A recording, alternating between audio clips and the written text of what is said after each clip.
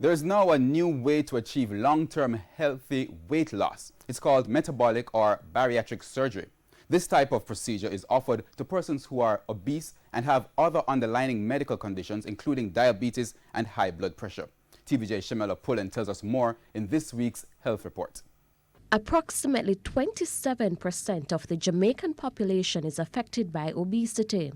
Obesity can cause very serious health problems like type 2 diabetes, high blood pressure, depression, and more. It is also linked to certain cancers and can even shorten the lifespan of affected individuals. Persons who are obese try to use diet and exercise to address the problem.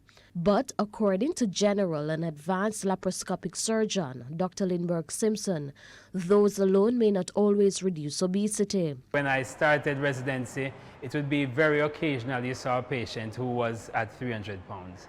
And I'm saying now quite often we see patients who are over 300, over 400, even over 500 here in Jamaica. So definitely there has been an increase. And these patients have increased morbidity from diabetes, hypertension, high cholesterol. They're prone to strokes, renal failure. All these things are consequences. Metabolic surgery, also known as bariatric surgery, is being used to help improve the lives of persons who are obese. Dr. Simpson says it is proven to be an effective tool.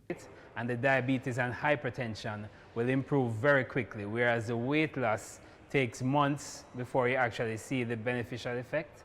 But for the diabetes and hypertension, oftentimes within a short space of time, like 2 weeks to a month, we get improvement or remission of their diabetes and hypertension. So patients who have been on medication for years will come off their medication or use much less. This type of procedure is not offered routinely in the public health sector. However, Dr. Simpson, who is also the head of the surgical department at the Kingston Public Hospital, says it will be offered at the facility before year end.